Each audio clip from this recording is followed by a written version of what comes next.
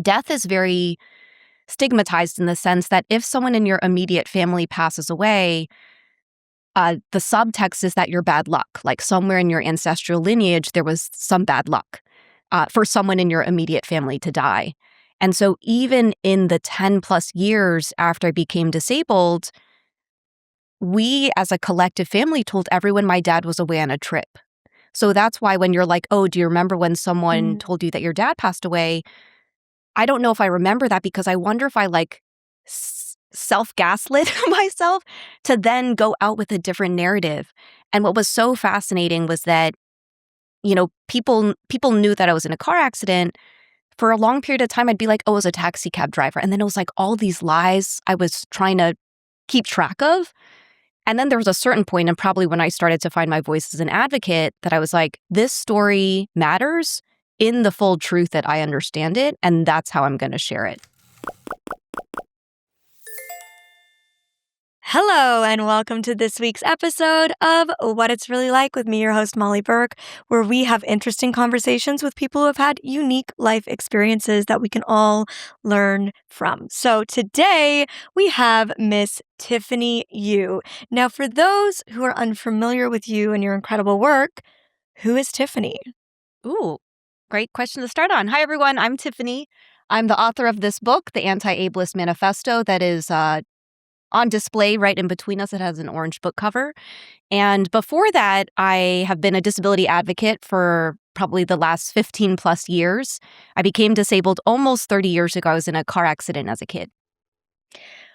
Was like the highlights version. There's a lot more. well, don't worry. There's a lot more, and we're going to get into it. These conversations, we get into every nook and cranny of you, so don't be worried. I want to go all the way back to where things began. Tell me about young Tiffany. Tell me about your childhood. So I was born and raised in the D.C. area. I'm the youngest of four. My dad is an immigrant from Taiwan. My mom is a refugee from the Vietnam War. And I don't know, I don't really have a lot of memories from childhood other than my mom was a diplomat at the time. So we were moving around every 2 years or so. We were in Barbados. Don't remember anything then other than photos. We were in Taiwan for a few years. And I wonder if there's a certain point where she was like, it's too much with 4 young kids to be moving around this much. So we settled in Maryland suburbia. And then at the age of 9, on a car ride home after dropping my mom off at the airport, my dad lost control of the car and I permanently paralyzed one of my arms, broke a couple bones in one of my legs. So I was a temporary wheelchair user for about 4 months. Much later would be diagnosed with PTSD or post-traumatic stress disorder. But I think to me, that was kind of like the defining moment of my childhood where it stopped being a childhood and kind of shifted into something else. In my book, I talk about the phase of my life where I was going blind and how, while I might still have been a child, I was no longer a kid. Like I lost that innocence that children are supposed to have. And I had to start facing all of these like really heavy, big, scary things that most young people don't have to deal with. And so I completely relate to what you're saying about that being like this big defining moment of your childhood and when you feel like that young child life kind of ended for you. Yeah. And actually, I talk about it in terms of grief. And I think we should talk about childhood trauma in the context of grief. It's this loss of childhood innocence. And as we expand this definition of grief, I kind of look at, grief for me, I call it compounded grief. It's grief in terms of loss of my dad, how many of us understand grief. It's disability grief, or Jane Mattingly calls it body grief. It's changes that happen in your body, either as you age or due to an accident or disability. And then it's the grief of the loss of childhood innocence, or how many of us understand childhood trauma or adverse childhood experiences. I often talk about feeling like I was grieving the loss of myself when I went blind and grieving the loss of the life that I was supposed to have. Like this idea of the life that I was going to live as sighted Molly, and trying to at the same time figure out, how do I keep living? It's like, how do I simultaneously grieve this huge loss of life and figure out a new life? And when you have to do that at any age, it's unimaginably difficult. But for us, we were both so young at times when you're not necessarily equipped with all the life experience and community to handle those things. And at the same time that you acquired your disability, you also lost your father tragically in that same accident.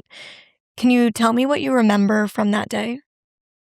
Ooh, I mean, I remember almost everything. Well, not almost everything. I mean, the last thing I saw was some shrubbery on the side of the road. And then when I regained consciousness, I was in a helicopter, and I didn't know what was going on. I think 9, you're like old enough to know what's going on, but too young to know what's going on. And so there was this person that was hovering over me, and I just remember them like forcing my eyelids open. And I imagine it was probably really late at night because I was so tired.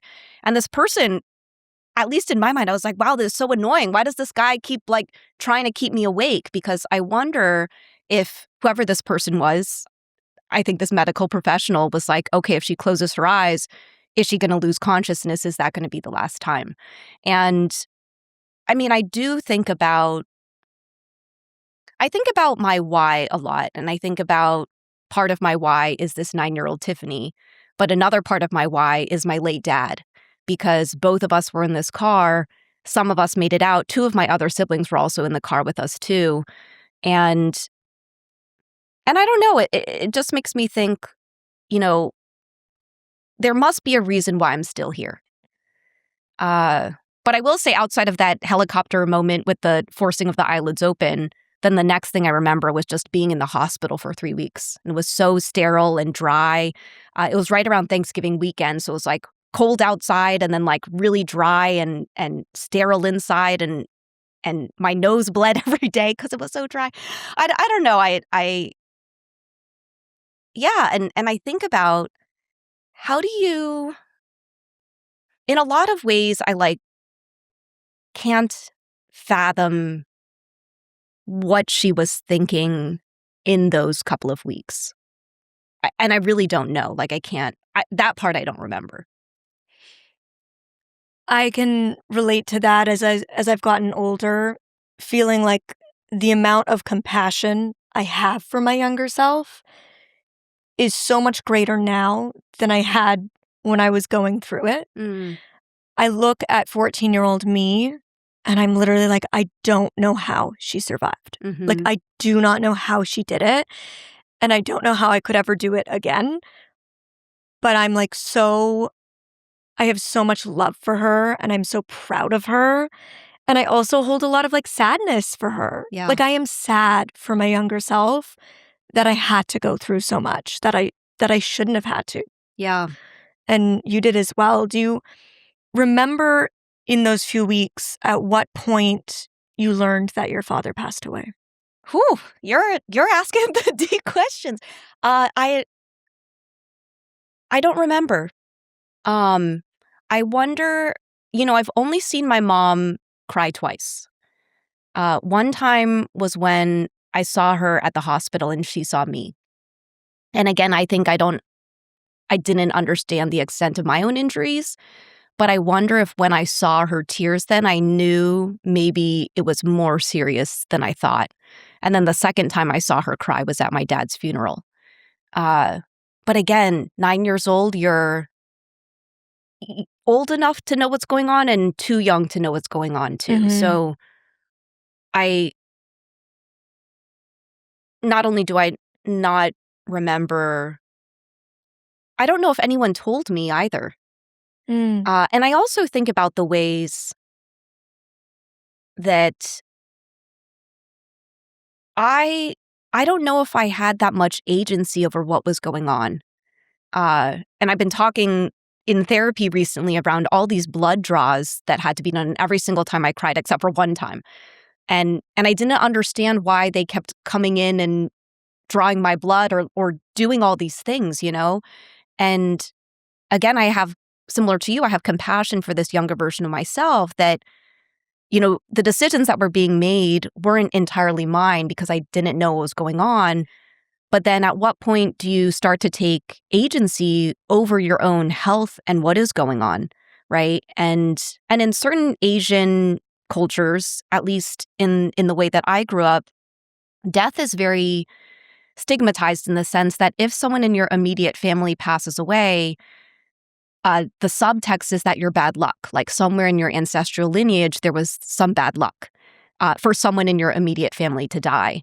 And so even in the 10 plus years after I became disabled, we as a collective family told everyone my dad was away on a trip. So that's why when you're like, oh, do you remember when someone told you that your dad passed away? I don't know if I remember that because I wonder if I like self-gaslit myself to then go out with a different narrative. And what was so fascinating was that, people knew that I was in a car accident. For a long period of time, I'd be like, oh, I was a taxi cab driver. And then it was like all these lies I was trying to keep track of. And then there was a certain point, and probably when I started to find my voice as an advocate, that I was like, this story matters in the full truth that I understand it, and that's how I'm going to share it. That is so fascinating. And this is why it's so important to me to have these conversations with people with diverse backgrounds and different lived experiences, because even just already in the short few months that we've been doing this podcast, I've had many people who acquired disabilities in traumatic ways and had loss in their life, and none of them bring that specific perspective of the cultural impact of your Asian heritage and the way in which it compounded grief into also being a part of shame. Mm. And I can only imagine like that is so much to carry simultaneously. And as you said, kind of like hiding these important parts of your identity to protect other parts of your identity. I don't know about you, but I think for me, a lot of my PTSD and my trauma has also shown up in ways that like I do have patches of memory missing, and like just moments that are like dreamlike or that feel like a story that's somebody else's that I'm almost so detached from, even though it was my lived experience. I don't know if that feeling resonates for you, but as I'm hearing you kind of talk about your experience in those kind of few weeks that followed the accident, that's what's coming up for me. Yeah, I mean, I can relate. I will watch videos of myself recounting the car accident, and I get really sad. I get sad for this 9-year-old, and I can't believe that she's me. And I think I've been trying to figure out what the dotted line is between this 9-year-old who went through what now as a 38-year-old I would view as this like unimaginable amount of grief and loss to who I am now. Like, of course, I think not only am I proud of her because I can't even remember how she dealt with everything that was going on, but I think she'd be so proud of who she's become. But I think she wouldn't even be able to recognize who that person is. And I also relate with the selective memory. And yeah, having these patches where I do feel like now as an adult, I am going back and starting to put some of the puzzle pieces together, even around the influence and the impact of my Asian cultural identity on how I understood disability going through that time. Because for 12 years after the car accident, I actually didn't tell anyone about it publicly. Only on a need-to-know basis, and mostly it was my mom writing a note that I would hand to a gym teacher, and I wouldn't even use any words. The gym teacher would read the note, or I'd walk up, no words, hand the note, someone else writing my story for me. The gym teacher would read the note, have a sympathetic look on their face, and then I would walk away. And so I do think about kind of college being this playground for growth of where I started to want to take ownership over parts of my own story. But up until that point, really, I think it was leaving it to other people's assumptions. So a lot of people assumed that my paralyzed arm was from birth. They didn't know that my dad had passed away in the accident. Were your siblings okay in the accident? That's always like one of the next questions I get. They didn't sustain physical injuries, but I think all of us are healing emotionally in our own way. And in a lot of ways, what's interesting is I didn't call the car accident trauma until almost 20 years after it had happened, because that's not how it was framed in my culture, in the Asian culture that I'd grown up with. It was just, here's this thing that happened. Okay, we're not going to talk about it ever again. and then we went on with our lives, right? So all of that to say, I still think there is some room for some collective healing among my family. I don't think we've ever talked about the car accident as a family since then. Mm. I think family is messy, healing is messy. And one thing I've learned as I've gotten older, I used to feel like my family has so much going on. Like we have so much stuff. And like, I want to be part of a normal family. And the older I've gotten, the more I've realized there's no normal family. Every family has their stuff. Yeah. Every family is just doing their best. And I think the realization that it's my parents' first time doing this too. Like, they also are living life for the first time and are trying to figure it out as they go. And that's a part of growing up, is realizing that as kids, we look to our parents like they're all knowing and we follow in their footsteps because that's what we are told to do. And as we get older, it's this diversion from that and realizing like, wait, I can be my own person and realize that they're trying to navigate this and figure it out for themselves, but I can do that for myself too. And kind of take my own path and my own autonomy. And I'm glad that you've been able to find that for yourself as a part of your healing journey, even if you haven't had the support of family, which I think is something we all want and crave in life, but isn't necessarily always going to happen in every situation. And I think as I've gotten older too, I mean, I also have so much compassion and respect for my mom too. In some ways, I don't want to be her, because to have 3 out of your 4 kids in an accident, to lose your husband, to now have to raise 4 kids who are 9 to 14 at the time on your own, I don't want to do that. And I think about the ways that, all 4 of us went to college. This is our privilege. Like, I didn't graduate with any debt. I have friends who are my age now, almost 40, who are still paying off their student loans, right? And being able to do that, her being able to support me enabled me to make bigger risks, right? To pursue advocacy full-time or explore what that looked like. And so yeah, I think I also have a lot of respect for her and what the responsibility that she had to take on, because she actually didn't even have her driver's license until my dad passed away. Like, I also started to notice like, my parents were immigrants here. They also kind of existed under some patriarchal ideals where she didn't need her license. We grew up in suburbia, so she's like taking the bus or my dad's driving her. And then, when he passed away, I think she said, here's what I need to do to take care of my family. And she did it.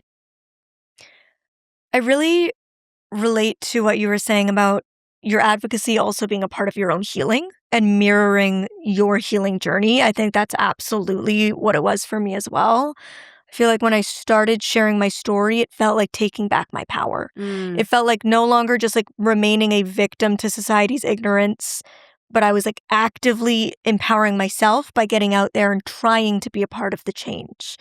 And looking back over the 20-ish years I've done that, I think it's interesting, even just in the 12 that I've been on the internet, to think about the fact that some of the things that 20, 23, 24-year-old Molly was saying, 32-year-old Molly doesn't necessarily align with anymore or agree with. But I had to go through that part of my healing to get to this version of me. And healing, it's never linear. Like it's a lifelong journey, right? Like grief gets easier to carry, but it never goes away. And so before you can even start the healing and empowering journey, the loss exists. For you, do you remember learning about your injury?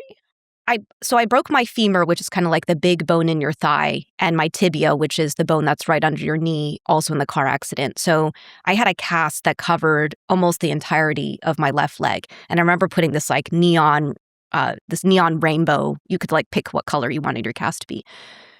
So I think in the immediacy of the car accident, that was the injury that needed to be addressed first. I don't know if someone came to me and they said, your arm's paralyzed, but I just remember being in this like blue sling that I had to wear all the time. And then while I was in the hospital, I would do all these different like arts activities. I don't know if you ever remember those things where you'd like put these little plastic things on these on another plastic thing, and then you'd iron it, and it would make a design. Does that sound familiar? It does not sound familiar, but I'm sure somebody thinks. But I think what they were trying to do was they were trying to help me develop dexterity in my left hand, which then, and my right hand was my previously dominant arm. I don't know if anyone, that I can't remember. I can't remember if someone told me like, hey, you paralyzed your arm in the accident, you might not be able to use it in the same way. I almost wonder because the next thing I remember is trying to relearn how to write with my left hand. And I also, and this is perhaps the selective memory too, I don't remember much about what I was being told. Although I do have one fun memory I'll share. So I was in the car accident. I was in the hospital in the period of time between Thanksgiving and Christmas. So Hillary Clinton was first lady at the time, and I was staying at the hospital, the Children's Hospital in D.C. And someone came by and they said, "Hey, Tiffany, do you want to be in the Christmas commercial?" Because they have the kids in the hospital in the commercial. And I hadn't brushed my hair in, I don't know, at that point in time, like 2 weeks. So I had like a big knot in my hair, and I said, no, I don't want to. And then I remember First Lady Clinton, at the time, came and met with all the kids. And I was in a wheelchair at the time. They said, "Oh, do you want to meet the First Lady?" And I said, no. And it's so funny because I think about the version of me that I was like, of course I want to be in a commercial. Of course I want to meet the First Lady. But yeah, I have these just like spotted memories of like doing arts and crafts, and then my nose bleeding a lot while I was in there. The color and how not fashionable the hospital gown was over that period of time. But those like, and I wonder if, you asking those questions around like, did anyone tell you about your dad, or did anyone tell you about your injury? I wonder if those were funneled through my mom, and then my mom could decide. Because I recently went back to her and I said, hey, did I ever get an IEP, like an individualized education plan, because I had to relearn how to write with my non-dominant hand? And she goes, what's that? And I go, oh, it's kind of something that you get when you have a disability, so maybe you can get more time on tests or something, if you acquire a disability. She's like, no, you don't have that. And I remember going out and kind of sharing that story, and someone came to me and they said, it is actually required by law for the state to offer that to the family. And yet what I'm learning more, even now in this work, almost 30 years later, is that a lot of Asian families are deciding not to take up those accommodations. So long-winded way to just say, did anyone tell me? I don't remember. And I wonder if it was a decision made through the adults at the time of what information they were to give me or not. I think it often is. At least when I speak with my ophthalmologist, I go to a child's hospital. Been there since I was 6 months old, and I haven't transferred out because my doctor is so rare that it's the only place I can go. And I talk to her a lot in my adult years because she's constantly diagnosing children with conditions like mine that are progressive and will cause blindness eventually. And with these kinds of diagnoses, the earlier the intervention you get with accommodations, the easier life is. Mm-hmm. In my case, that meant I immediately started learning Braille, even though I could read print. I immediately started taking orientation mobility lessons with a white cane, even though I didn't need to use one yet. So we were immediately kind of integrating and prepping all of these things that I would need eventually. Mm-hmm. And I did immediately get an IEP. I had an educational assistant, an EA sit next to me. I had a vision itinerant. Like, we got all the things put in place so that as my vision loss kind of progressed, I was always going to have the supports that I needed ongoing. And that was really crucial to me getting an education. And even though school was still incredibly difficult for me because, the school system is built for visual learners, and shockingly, I'm not a visual learner, I at least did have the supports I needed. And it was never hidden from me. My parents told me the name of the disease. They helped me learn how to pronounce it. They taught me what to tell other people when people would ask me about my eyes shaking or, the different tools that I used. They really empowered me to have autonomy over my situation and to really say, like, yes, this does help, or no, this doesn't. Like, they tried so many different kinds of adaptive equipment and glasses for me. And it didn't matter when, like, a professional would say, like, this will help her. If I said I don't like it or it doesn't help me, my parents believed me. And they would tell me, like, then you don't have to use it, or you don't have to wear those. And so I talk a lot with my ophthalmologist as an adult, and she's like, how can I impress upon these parents the importance of telling their children, of giving them that autonomy, of letting them know and getting them the helps they need, like, as early as possible? Because she mentioned that she does have a lot of families of different cultural backgrounds, because Toronto, where I'm from, is such a huge melting pot. It's the most multicultural city in North America. And she has so many different backgrounds that come with very different viewpoints on disability and hold so much more, like, shame around it, that they refuse to tell the child, and they tell her not to tell the child. And that, like, if the kid asks anything, to, like, act like what these appointments are normal, and like these are what every kid goes through. And how she feels like it is very damaging to not tell these kids and give them that support. Do you feel like in any way you kind of going through the 12 years post-accident hiding your disability was in part because you didn't have the words for it, or you didn't even have the full explanation and understanding of what it was and what you deserved in accommodations, so you didn't even know how to say it or what to ask for? Totally. I mean, and I also love the fact that you and I can have this conversation and grew up with parents who treated our disabilities very differently, and you can still find your voice as an advocate. So I just wanted to name that, and yeah, I will share that oftentimes people are like, oh, do you do some version of this disability advocacy work, but work with kids? And I said, I don't have the lived experience where I wasn't equipped to become an empowered kid. But and then they're like, oh, can you talk to parents of kids who have your disability? And I'm like, I'm happy to talk to them. But my message is that these disabled kids will grow up to become disabled adults. You're not. First, I want to say our parents are our strongest advocates. I do think that my mom did everything that what she thought was best. And what she thought was best was what I call the alphabet soup of doctor's appointments. I mean, I was talking to surgeons, I was physical therapy, occupational therapy, neurosurgeons, hand surgeons, acupuncture, but I didn't know what was going on. It was just like, my mom's driving me to an appointment, right?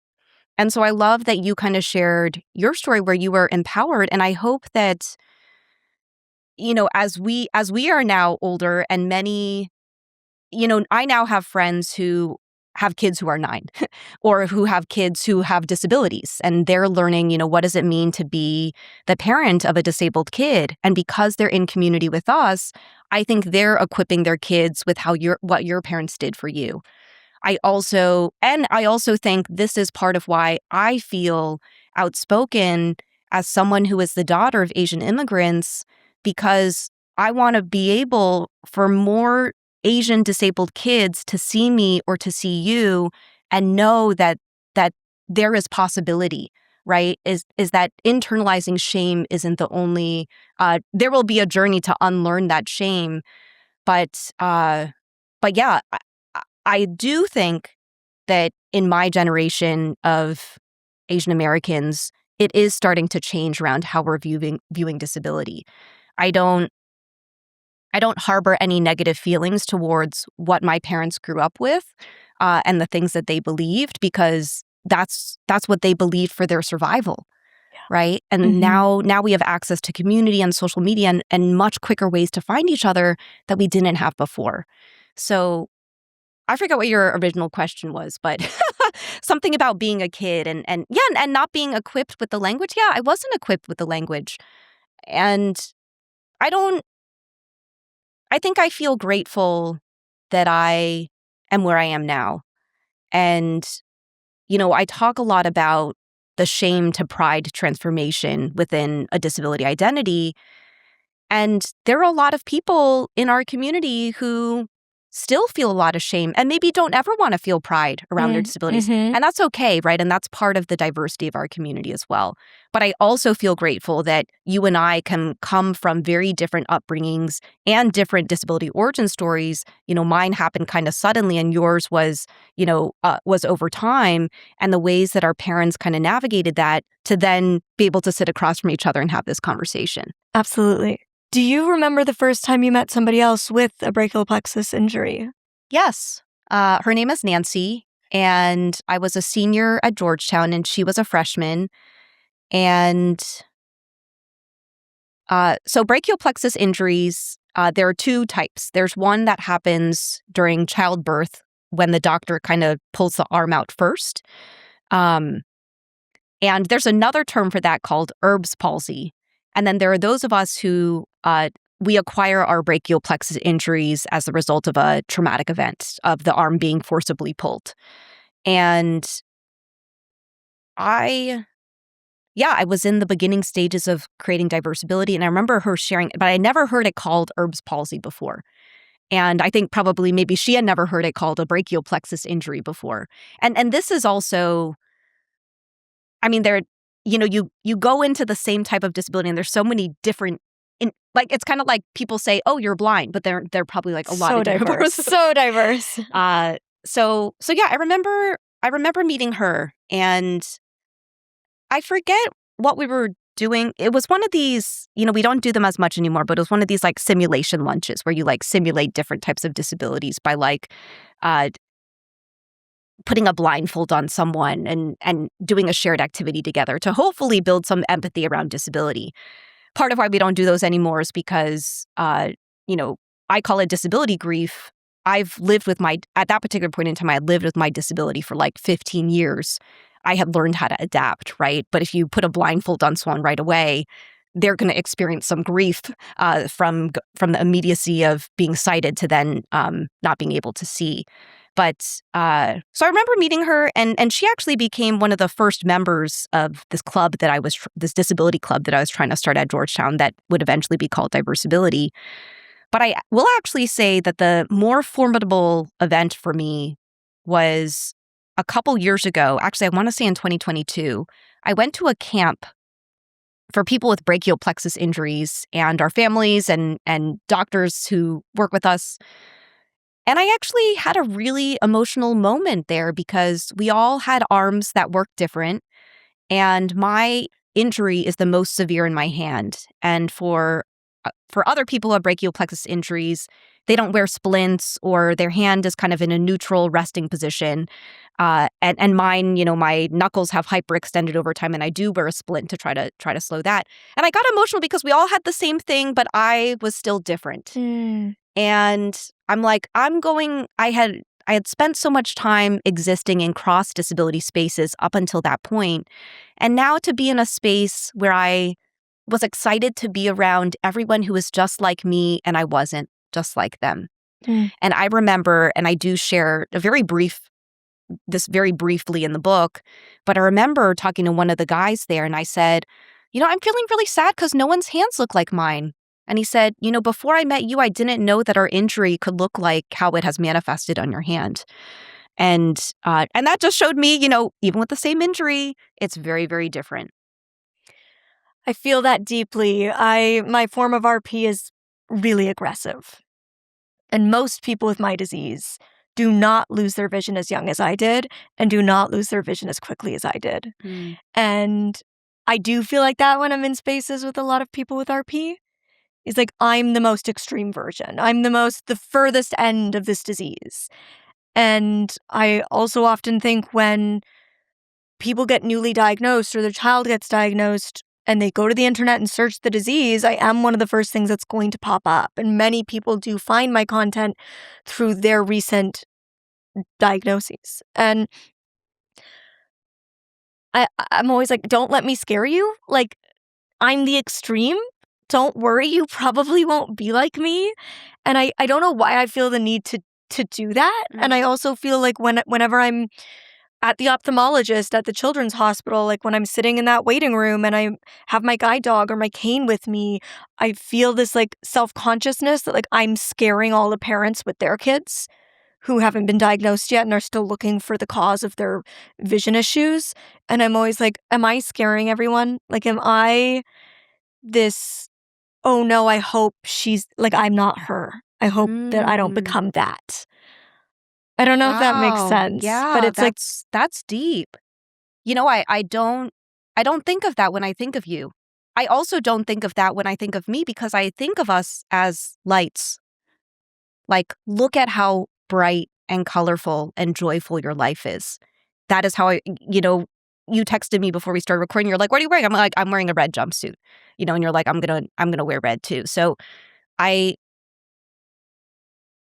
want to be hope. But thank you so much for sharing that. I think probably similar to you, I have probably at least once a week, I will get a message from someone who perhaps is newly has a brachial plexus injury, or maybe they're a parent, a new parent of a kid who now has a brachial plexus injury. And the notes can go either two ways. One is, I just got the injury. I feel like my life is hopeless. But thank you so much for making this content because it's showing me the possibility of all the different things that I can do. Or I'll get a note from a mom who says, "Oh, I never thought of using a weightlifting cuff as to hold onto the handle of a bike to put on your injured arm. I'm going to do that for my son because he's like always on his bike, but I do fear for his safety. So like, thank you so much." So, yeah, I mean, and I don't want to diminish or water down that there are hard parts, but I think the fact that we can be possibility for so many people who perhaps in the immediacy of their new diagnosis may internalize a different narrative than, and that's why like I'm so excited of you being on YouTube for 12 years, but also just the explosion of social media is it's showing us how extraordinarily ordinary we are, right? And we're finally getting a chance to, exactly like you said, take ownership of our stories. and I certainly hope that's how people feel when they look at me. Like, I try to show the full spectrum of my lived experience with disability, which is the beauty, the joy, the wonderful parts that come with my disability. But equally, like, I am honest about the struggles that still exist and the ableism or discrimination I face and the grief or fear that I have, and those like heavier feelings that I still live with, because I think it's so important to be honest about the full spectrum of that human experience, because I never want to give somebody the false idea that you'll get to a place where your disability no longer impacts you. For sure. Because Yeah. it's just not the case. My disability will continue to impact me as long as there's attitudinal barriers in the way society views us, as long as there's access barriers in inaccessible design. My disability will impact me no matter how much work I do as an individual, which we're going to dig into when we get to the Anti-Ableist Manifesto. But for you to have gone from a place where you hid your disability for so long to writing an anti-ableist book is an incredible arc in your narrative. Yes. You talk about college being this kind of turning point for you. Do you think part of that was leaving your family, moving to like this space where there was so much diverse experience around you and you just had the freedom to explore your adult self? What was the kind of catalyst for you to start exploring disability identity in yourself? I will share that I didn't identify as Asian or Taiwanese, which is where my dad is from, until I was 18. So I grew up in a predominantly white neighborhood. I didn't have any mirrors of other Asian families I could reflect on my culture with. My lunch was different. No one else ate dumplings, which is one of my favorite foods. Always got to give a plug for the dumplings. And so my freshman year, during orientation, I met another student named Jackie, and she told me that her mom was from Taiwan. And I told her that my dad was from Taiwan, and I made this offhand remark that we should start a club. And Jackie actually ran with it, and together we became the co-founders of Georgetown's first ever Taiwanese American Student Club.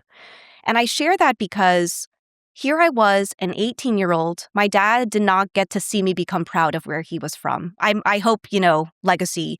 But being a part and co-founding this Taiwanese American Club, we met so many other Taiwanese American students, but it gave me a sense of pride, identity, culture, community, history in another aspect of my identity that I felt shame about. So this is kind of where like cross solidarity movements kind of come in, because for me, it really started with, okay, I've got black hair and the first thing you see when you see me is that I'm Asian.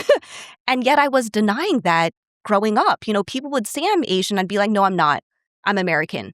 But we can be, as we're recording this, it's Asian American Pacific Islander Heritage Month. And there's a campaign out right now that's like Asian plus American, because sometimes it's Asian-American, but like now they're making it a plus because you can hold both of those identities.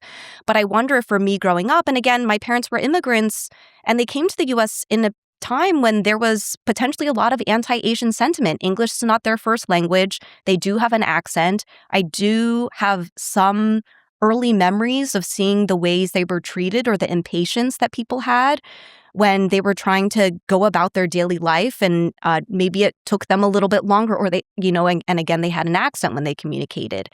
And so here I am with me and my 3 siblings, none of us learning any other language than English. And my mom speaks like 4 different, Taiwanese, Cantonese, Mandarin, like so many. And I'm just like, whew, I wish I knew how to speak all of those. So it started that freshman year. And I will say those first 3 years of university, I was very, very actively involved in the Taiwanese American community. And we would go to conferences with all of the other collegiate Taiwanese American clubs. And I was like, really, I first became a Taiwanese American advocate.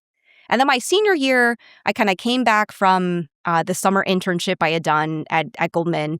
And while I was there, I got introduced to these different business resource groups or affinity groups or employee resource groups that they have. And they had one for Asian employees, for women employees, and they had one for disability employees. So I went to their different summer events. And fascinatingly enough, my first ever disability community was at this investment bank. And I kind of came back from it, and Jackie was my roommate senior year.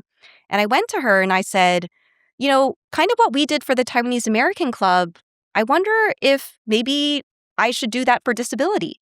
So I didn't really think like, oh, I want to unlearn my own internalized ableism, or I'm harboring a lot of shame around my disability. It was kind of like, I know how to start a club. We started one club. Could we start another?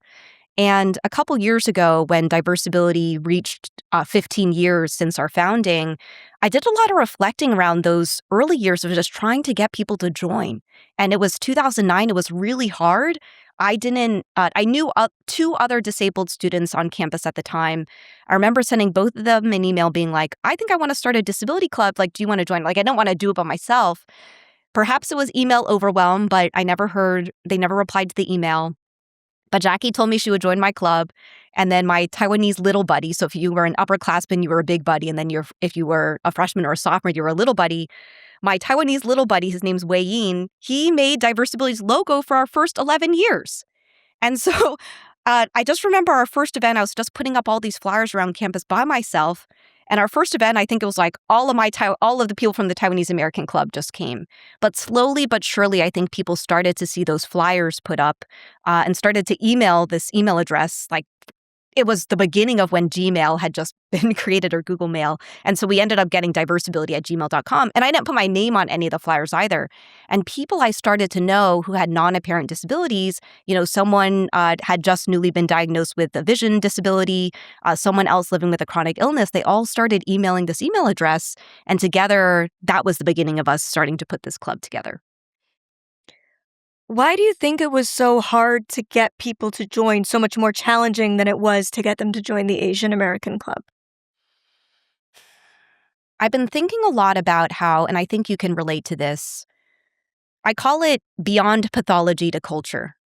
And for a long time, and maybe still, there are many environments that are sitting in what we call like the medical or the medical and tragedy models of disability. So the medical model is you get this diagnosis, you go to the doctor to get treated or cured. It's this fixing mentality. The tragedy model is the expectations are set so low just because you have a disability. Your life is so sad, we pity you. Now, if those are the dominant narratives at the time, how could you feel pride? And I remember our tagline at the time, and it hasn't changed that much over time, but our tagline was, I want to start a movement around disability pride. I remember the number of people who came to me who said, what does that even mean? How can a disabled person be proud? And in full transparency, I wasn't even sure if I was proud, but I kind of just I guess what I thought about at the time was, we all talk about raising disability awareness, but you can still be aware of disability and think that our lives are sad. Disability pride feels, and at the time, what's funny is in 2009, people called me radical. And I don't know if anyone would call me that now, but at the time, just using terminology like I want to be proud of my disability identity was radical at the time. And so I think that was what made it harder was I know I was still earlier on in my own disability pride journey at that particular point in time. I even think about how we have kept the name Diversability, and now I'm very adamant that please only use Diversability as the name of our organization. Don't use it as a euphemism. There's no shame around disability. But I do wonder that in 2009, if using that language was for me trying to water down what disability meant to me. And perhaps I was still harboring some shame around disability, that I was then okay, this organization is going to be called Diversability. I'm glad I do revisit the naming of our organization every couple of years to align with the times. You talk about things 23-year-old Molly said that maybe you don't necessarily agree with. We're all on this journey together, right? But I think from a branding perspective, we kind of just kept it because people recognize who we are. That's really interesting. And I think your hypothesis is probably correct. And for many people, we've had such a cultural shift. And sometimes for those of us in the disability rights movement, it feels like, God, we still have so far to go. But we also have to look back and be like, wow, just in 10 years, just in 20 years, we have accomplished so much in the way that disability is perceived, in the way that we perceive it. You mentioned, having friends with 9-year-old kids today and how different the idea around disability is compared to when you were 9.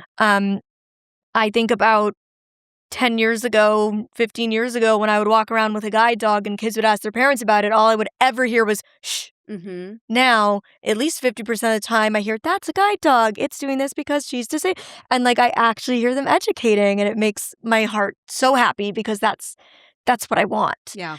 But I very much grew up entrenched in medical model and charity model. I was the face of a charity from the time I was 5 years old through my teens who was funding vision research to cure blindness.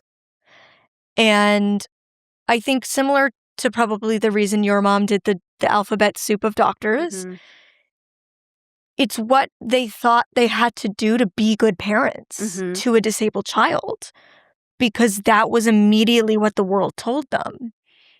The whole reason we got involved in this charity to begin with is because my mom said to my ophthalmologist, I don't want to see sad tragedy things around my daughter's disability. Can you show me something hopeful, something joyful? That is what she wanted. She wanted to see an example of disability joy, not tragedy porn. And literally the way the doctor perceived that is put them in touch with this charity who will give them hope for sight, not give them hope for the future of blindness. What was your journey of learning to own the word disability with pride, not with shame, and unpack this kind of medical tragedy charity model and step into fully owning disability as something you genuinely felt pride over, not just something you liked the idea of feeling pride over? Yeah, I think the first thing I want to say is, the social. Yes, we push for the social model of disability, which is, fix the inaccessibility, like the external environment, the external attitudes. And also, I think there is a time and a place for these other models as well. The social model doesn't take away someone's pain. Yes. And one of my unlearnings, I I used to be very hardline within my own community of people who have brachial plexus injuries, that I was like anti-surgery. But one of them came to me and said, oh, well, I'm actually going to get this level of functionality back, and it helps slow secondary injuries on your non-injured arm. And it kind of shifted my own mindset that like, here I am going so hardline on surgery equals fixing, and I'm anti-fixing because we're great. But I'm like, if you really do believe that this is going to improve your quality of life, because a lot of people who have my injury develop secondary disabilities or secondary injuries on our non-injured arm because the one arm is kind of doing stuff for two arms Right. our whole lives. I forget what your question was, actually. It was kind of around the shift of unpacking and unlearning all of this internal shame and kind of narrative around charity, tragedy, medical model, and really owning disability pride as a feeling and not just an idea. Yes. Sorry, I went off on a tangent, and I was like, No, it's a good tangent. And I want to circle back to it because I feel like I have stuff to say. Yes. Well, I just wanted to make sure that I named that, because I, as someone who perhaps am starting to see those secondary injuries come in, I am trying to think about, for the functionality that my paralyzed arm does have, let me try to maximize it as much as possible, which is actually why I started rock climbing. We'll put a pin in that. I think what helped me was finding community. And it was meeting other people. I still remember the first time I met Shawn Horn. She is an advocate in the New York City area. And we had very different upbringings. Like, I remember she would go on, she would say, my cerebral palsy is the best thing that's ever happened to me. And she would talk about how supportive her parents were of her journey. And it was so different from mine. And I remember sometime during that lunch, I was like, I find it really hard. And I was still earlier in my disability pride journey. I was like, she is so proud. I now see a pathway of who I can become. Are we too far apart for her to be relatable to me? But I found my way, right? And I think in meeting other people, I like to use the phrase possibility model that was coined by Laverne Cox, because you don't have to follow directly in someone's role. You don't have to like be Molly and start the YouTube and write this book. But perhaps there are parts of her journey that show you the possibility of who you can become. And what I feel really excited about in the current moment that we're in is literally in every single industry, I can probably name at least one outspoken disabled person in that industry, whether it's like tech or law or entertainment, or content creations or writing. So yeah, I think so much of my unlearning journey has been being entrenched in community. And it's not just like community, it's community of people like you, like Lachi, like Keely, like Brandon, many of whom you've had on your podcast, who are movers and shakers who are trying to make things better. Mm-hmm. And I think I just feel so proud to be part of this generation of this movement. I want to circle back to the way you started around the medical model and social model, and one doesn't discount the other. And I completely agree. And I think often when we do talk about social versus medical, it is like pinning them against each other. And I think people perceive that as like medical should be eradicated. And that's not at all, when I talk about it, what I'm trying to say. I'm not saying let's stop medical advancements. I'm saying let's also focus on societal advancements at the same time, because we've been living in a world that ran on charity and medical model exclusively for far too long, and that actively harmed those of us who cannot be fixed, cured, and healed. Yes. Right? And so the negative impacts that had on those of us like you and I who were not able to seek medical intervention and don't have the choice, we must live disabled. For me, I think, like you, as a part of my healing, because I was for so long entrenched in that mindset that I had to be healed and cured and it was the only way my life would be good, I had to go so extreme the other direction to counter-correct for my own healing. I just had to be like, I don't want it. I don't want to hear anything about it. I don't care. Shut the door. I'm not going there. And this is the only way I'm going to live my life, under this mindset of social model. And continuing to heal and continuing to grow in my own journey is realizing that most of life is gray, not black and white. And that there is a world where all of these things exist. But my work is advocating for the need of social model and that it deserves to exist where it hasn't for far too long. It's not to say let's stop medical. It's to say let's name the ways medical is harming.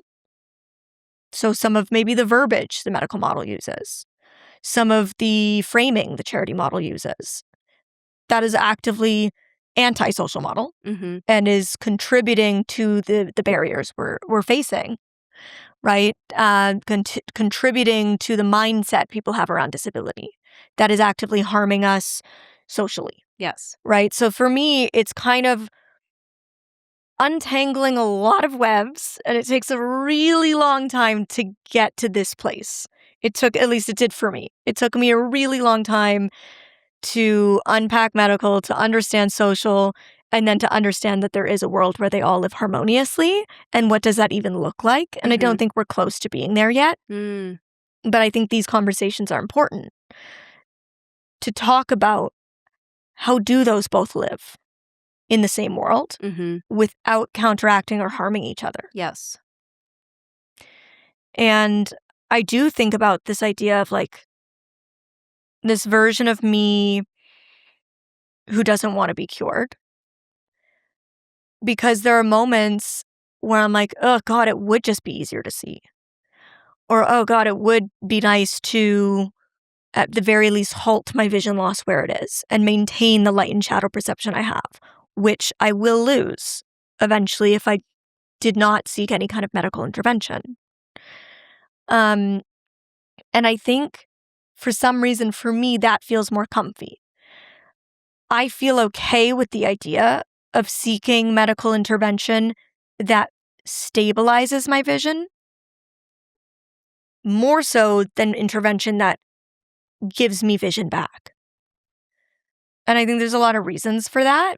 But for me, like, that's the line that I've come to in my life. Whereas there was a time when I was like you, like, no, nothing. It's all or nothing, which was just for my own healing.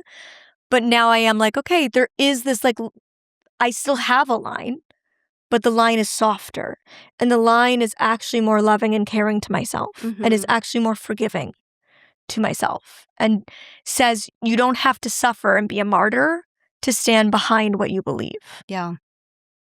I love the idea. I've been thinking a lot about like the words like ease and gentleness. And it's all tied in with this conversation around compassion and how do we be gentle with ourselves and each other, that we, and also our parents too, right? Back tying it all in a bow of like, we're all making decisions with the information that we have at this time. And we can change our mind later. And how do we give each other the grace and the space to be able to either learn out loud or be on that learning journey, and also be okay that we might make mistakes on that journey too. When I wrote my book, I literally wrote in the back of the book, heads up, like if you're reading this in 10 years, my opinions might have changed. Ooh, I should have included that in my book. Because I feel like I've just seen it from being online for 12 years. Is sometimes people hold me or other people, other creators, to our word from 5-10 years ago. It's like, well, no, just like you've changed and evolved, so have we. But just because you saw that thing today doesn't mean we said it today. And I do think for the most part, overwhelmingly, my followers have given me the grace to learn, to not always be right. Like I've never claimed to be right. I've claimed to be a person sharing an opinion, and I have a reason that I've come to this opinion, but I'm always interested in growing and learning and changing that opinion. And if you give me information that changes that opinion, that's great. I'll continue to evolve. That's what we're here to do as people. So I feel like I've overwhelmingly at this point in my career been fortunate that I have had that kind of following.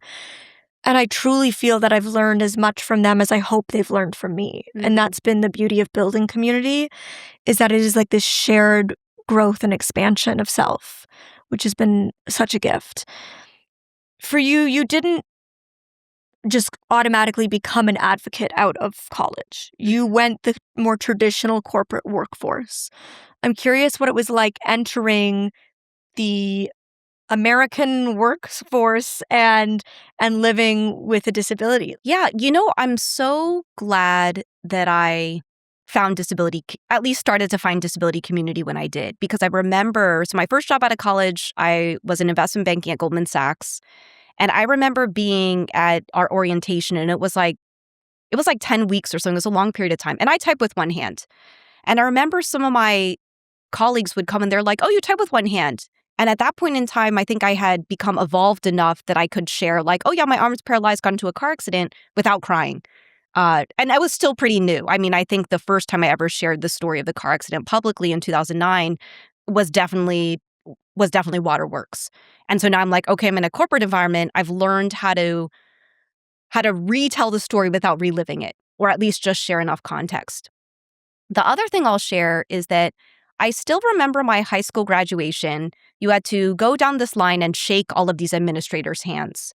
And I remember going down and putting out my right hand. Now, again, my disability is most affected in my hand, so I'm just putting out a limb and going down the line, trying to shake everyone's hands the same way as everyone else. And I remember looking at a lot of I will never forget the emotional reaction on their faces. They were like, I think they were just confused. And that didn't make me feel good. And so I remember being an ambitious student now at university. I double majored in finance and accounting, and I knew I wanted to find some way to go work in financial services. So I said, I don't feel like I'm a confident right-handed handshaker, so I'm going to learn how to be a very confident left-handed handshaker. So I learned how to shake people's hands very confidently with my left hand, and that kind of, to me, felt like the beginning of the turning point of like starting to own that I was going to have to do things differently. Mm-hmm. Because when I tried to do things like everyone else, it didn't make me feel good. I felt disempowered. Yeah. So fast forward, I guess I'll share two stories. So one is every new hire had an ergonomic assessment done by our workstation. And so a lot of my colleagues, we got a second monitor, we got a keyboard wrist pad, I got a left-handed mouse. I also got, I'm petite like you, I'm 5 feet tall. I got a footstool so my feet wouldn't hang off the chair, because apparently if your feet hang off the chair for a long period of time, it really hurts the knees. I'm telling you, on long flights when my feet are dangling, the amount of pain I have in my knees, it's not easy. But then the ergonomic specialist said, hey, would you benefit from having a headset so that you can use speech-to-text technology, if you're writing emails or other things like that? And I had never heard of that before, fascinatingly enough. And I had been in my disabled body for 10 years. And I will say I was still newer on my speech-to-text journey. So I was like, oh, no, I don't need that. And now I feel like I use speech-to-text all the time.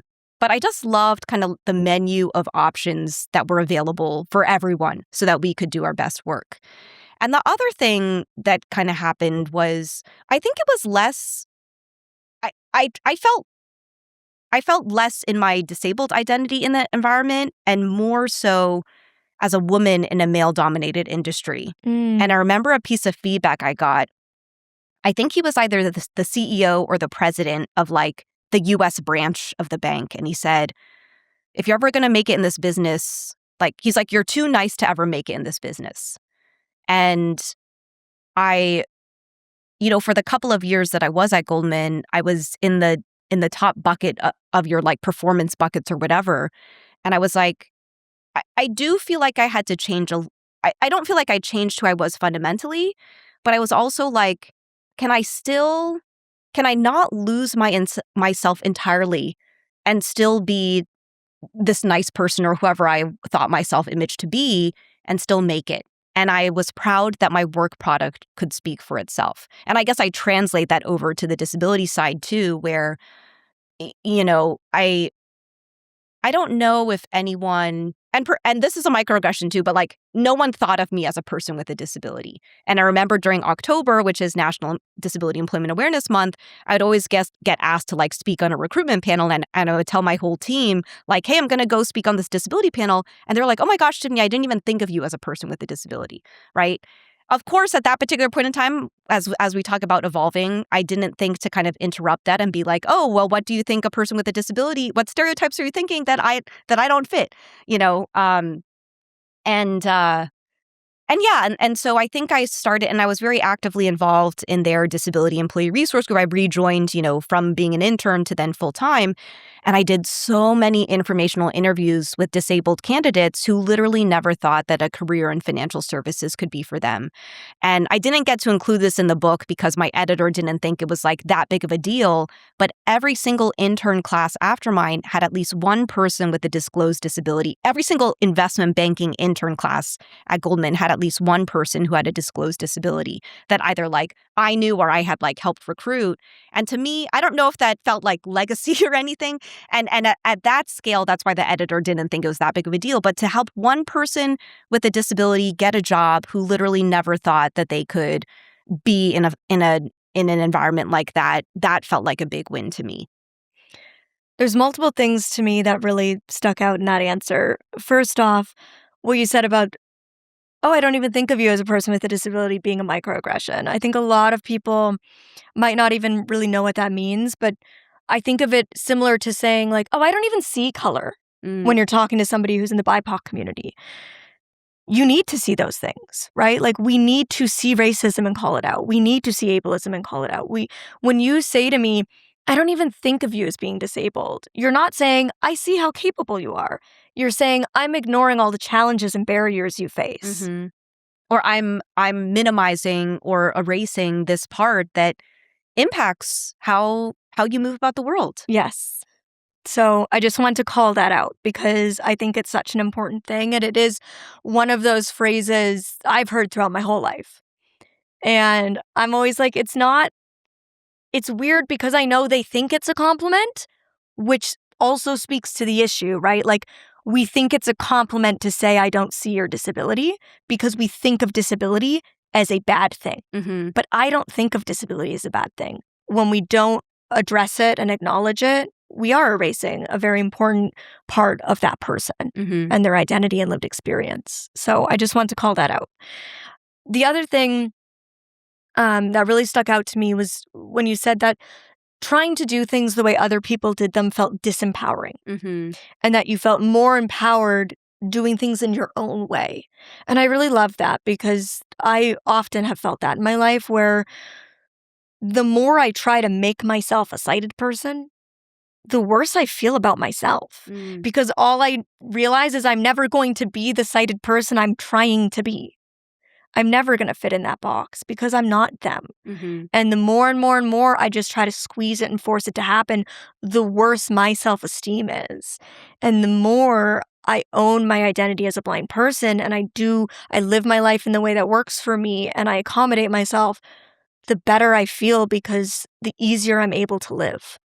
And the more I'm fully accepting every part of my identity instead of trying to hide it and minimize it. What are some other ways for you that you do that in your everyday life?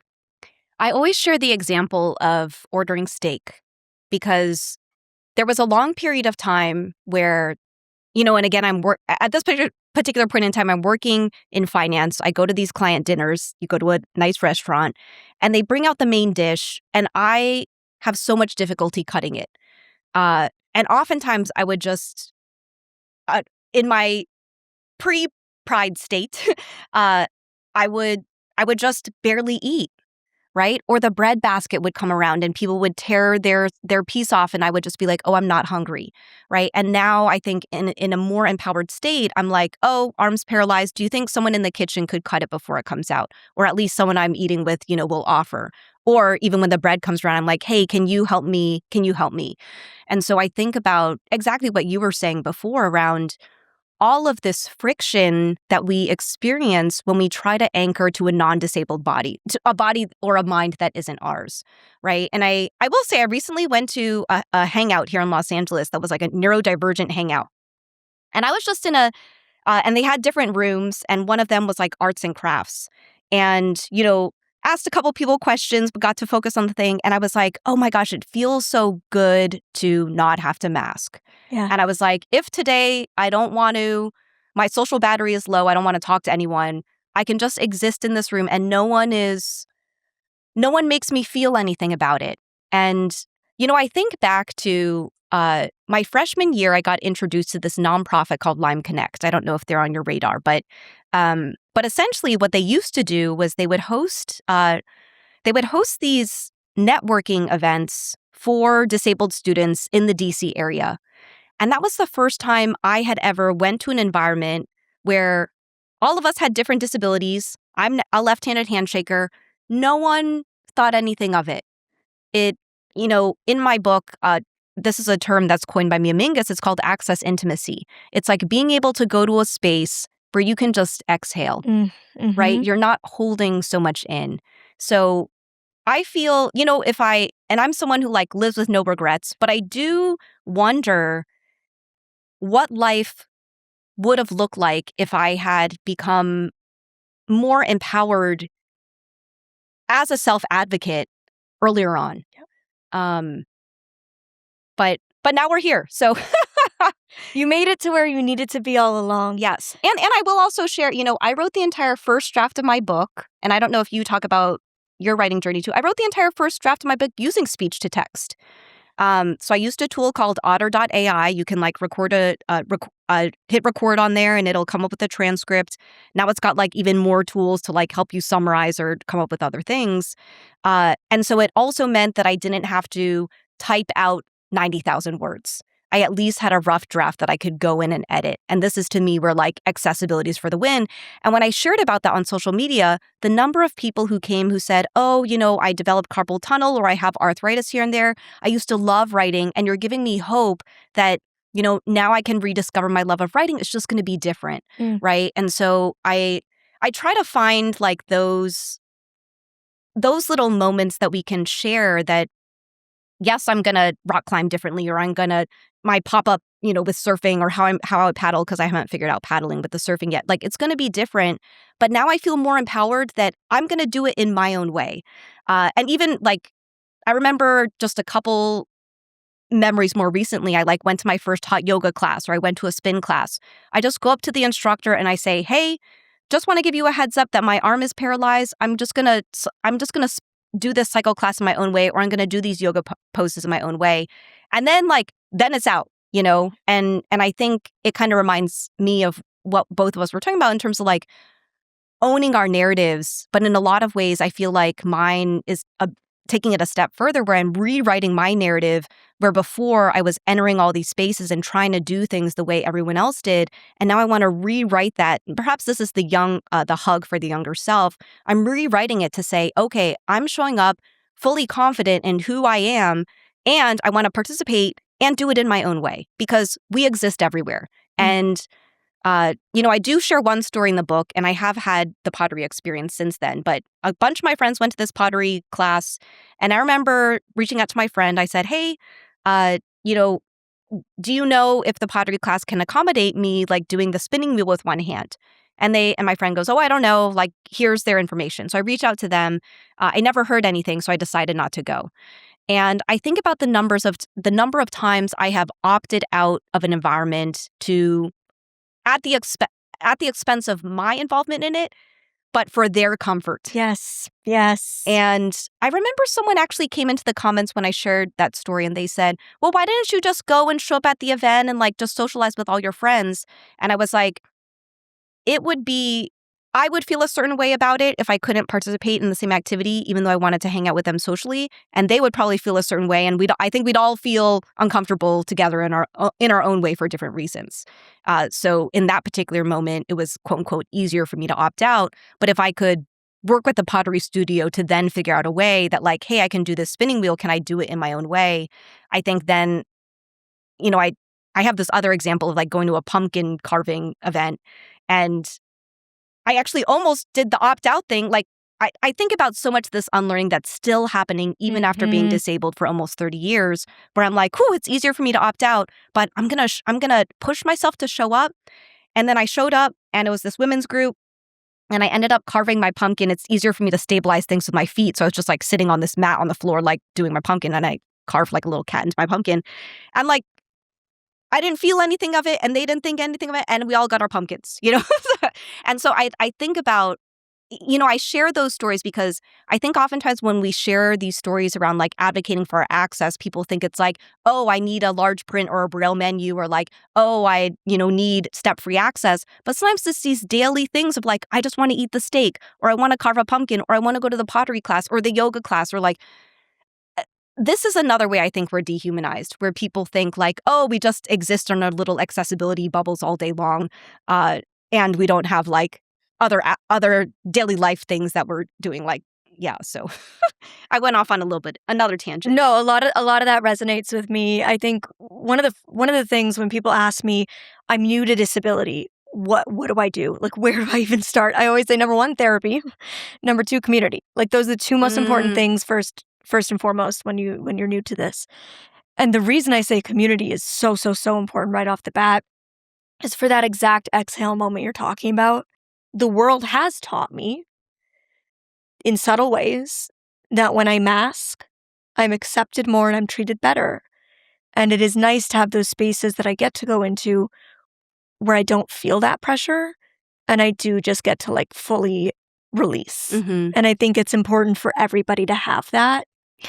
What was the pivot for you going from corporate America to advocacy? Because that's a big pivot. It's a big risk. What was that trigger for you? The short answer is I got fired. And I like to share that part because I think everyone looks at me, and maybe you too, and they think we're like good at everything. We're not, there are going to be things we're good at. But up until that point, I think I had started so for most people after investment banking, they'll either go to business school or go to private equity or a hedge fund. Those are all like fancy words for other financial services roles. I went into recruiting.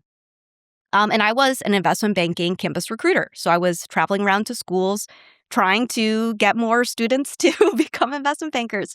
And I share that because I think that was my first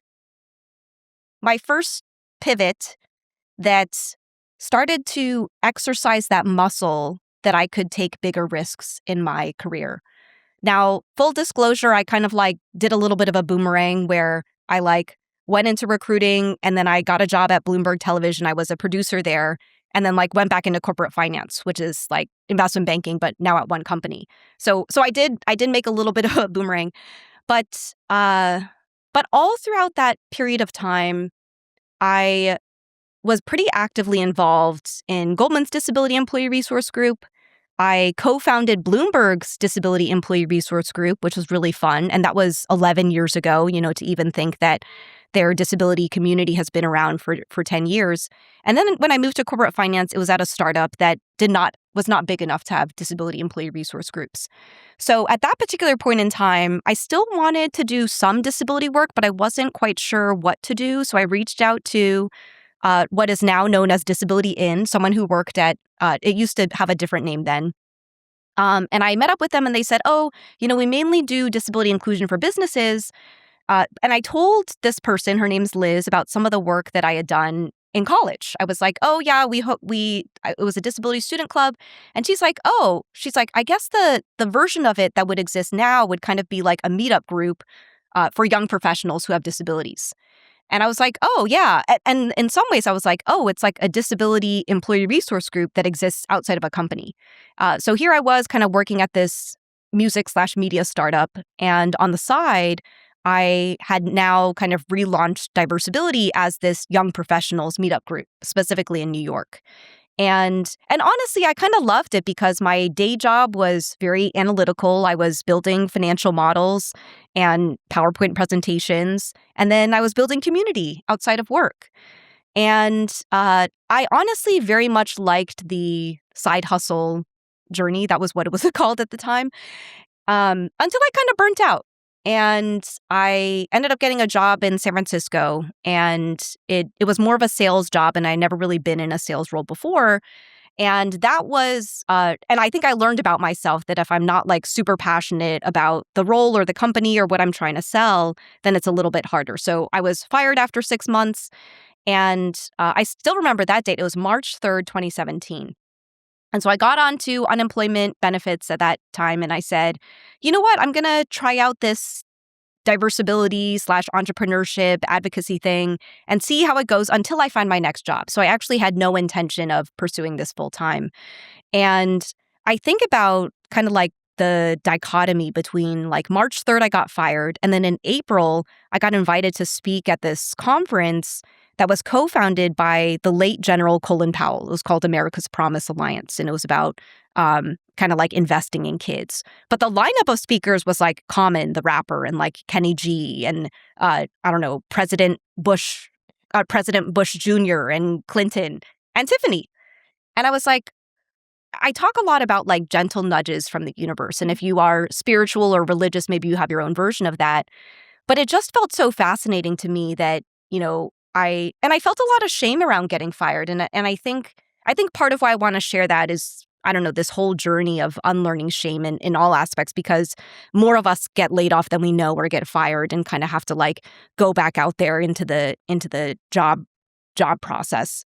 But it was like, oh, I'm not the right fit for that. But it does seem like the universe is sending me these gentle nudges to say, oh, your voice in this space as a disability advocate does matter. We're creating these stages or these opportunities for you. And I will say it wasn't like the easiest road for the next couple of years. After that 2017 moment, I was, trying to get scholarships to go to conferences or using points or miles to book flights and staying with friends. And it probably wasn't until maybe 2020 or 2021 when I really started to feel like what I was doing was supporting my livelihood in a more meaningful way. So up until that point, I was very gig economy of like Airbnb out my apartment or like upselling furniture on Craigslist. But like, how cool is it that you can have so many of these different ways to explore making money? That doesn't have to be just one thing. And I think that's so much of what I advocate now is what I call like a portfolio career, where it's like, yes, Tiffany has Diversability, but she also, will do speaking stuff. She's got a book, she does content creation, and all of these things together can really help create a colorful career that I have now. Very modern day entrepreneur, LA multi-hyphenate, hands in many buckets energy, which I definitely feel heavily. At what point did you decide that you wanted to write the Anti-Ableist Manifesto? And what was the original vision for the book? Because I don't know if you've ever felt this way.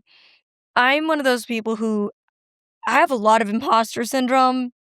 And I feel like I always say, like, I'm not an expert in anything but my own experience.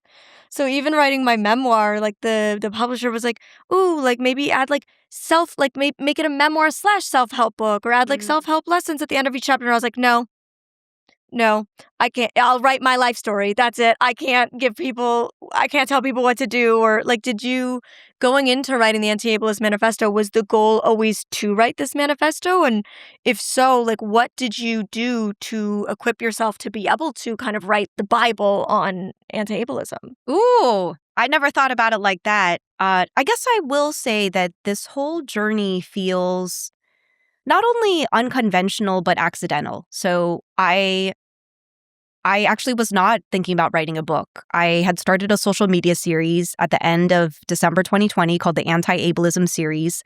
And it was these bite-sized, probably like 15 to 30-second TikTok videos about how to be a better ally. And these can range from things like, did you know that the disability community is over 1 billion people? Like, that was one part of the series. Here's the definition of ableism. I don't know, Accenture research shows that companies that champion disability employment are more profitable. Those were all different parts. Now it has 350 parts. I'm trying to get you, Molly, onto the series too. I know we recorded one a couple years ago, but maybe we'll do another one. But a couple months after I started that, in May of 2021, a literary agent reached out and said, hey, I've been seeing what you're posting on social media. Have you thought about writing a book? And I said, no. Or a high school version of myself, thought about writing a book, but now 20 years later, no. And he said, I want to rep you for a book that you're going to write. And I said, okay, have fun with that. And a couple months after that, an editor from a publisher reached out to me on LinkedIn and said, "Hey, I've been seeing some of the things you're posting on LinkedIn. Have you thought about writing a book that would eventually become the Anti-Ableist Manifesto?" And I went back and I said, part of my work is kind of tapping into the fact that I have this corporate background and I'm now doing this advocacy work. And can I create some approachable bridge between where I used to be and where I am now and cross-pollinate those communities?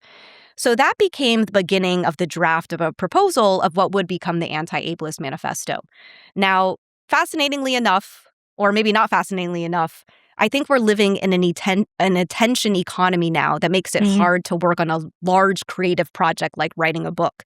And similar to you, I have tons of imposter syndrome, like me writing a book. And even the fact that I have a book now that has my name on it still baffles me in some ways. Maybe a couple months after that, my literary agent comes to me, he goes, "Tiffany, can I introduce you to my writer friend who you can hire to help you finish this proposal?"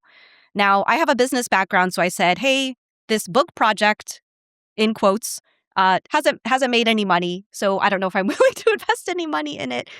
And fortunately enough, we got something called a preempt, which means Hachette, who is my publisher, wanted to buy the idea before the full proposal had been finished. Everyone was waiting for my writing sample. And I just felt really lucky. I don't know if I felt ready. I had huge amounts of imposter syndrome that I was the person to write this book. But I will say that having started and continuing to build Diversability through all those years, we had a huge community that we could tap into, right? So there was a phase of the book where I maybe reached out to like maybe over 100 people. And, I think I even cited like a TikTok that you made. Like the citations in the book are like, here's this LinkedIn post and this TikTok and part of the anti-ableism series. And it's a book like written during the social media era where it's like, similar to you, I'm the expert on my own experience, but how can I bring in all these other people who have different lived experience as well to help color some of the concepts of the book? So that is eventually, that's the genesis of the Anti-Ableist Manifesto, which, as I think about, are all of these gentle nudges from the universe. And I remember, the book came out October 8th, 2024. And is now coming out in paperback October 13th, 2026. And I remember in 2024, I was like kind of bummed out. It was coming out a month before the election. It was really hard to get any coverage. But I think the timing is never right. I don't know. Because there's always going to be something that's happening in the news cycle. But what's been kind of cool is even though I felt like my launch didn't feel like this huge splash, like I've since like been on the Jennifer Hudson show or like gotten these other really cool opportunities that happened like a year and a half after the book come out. So sometimes, maybe there's other timing in mind, but yeah, from the book deal, which came, and I'm like really into dates. So the book deal came on November 11th, 2022. And if you are into angel numbers, which are like repeating numbers, it's 11, 11. We're very into angel numbers in this household. 11, 11, 22. About 2 years after that book deal, then the book came out. And, both you and I went through the traditional publishing process.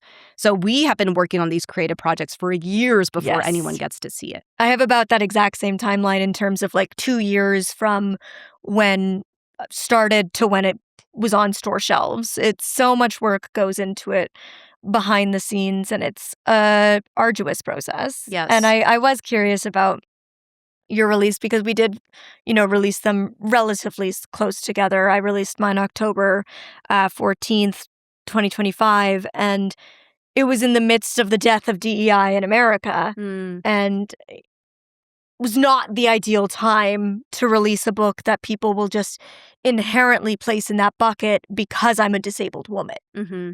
And so it doesn't even matter if mine is overtly about DEI or not. Because of my existence as a disabled person, I'm seen as that.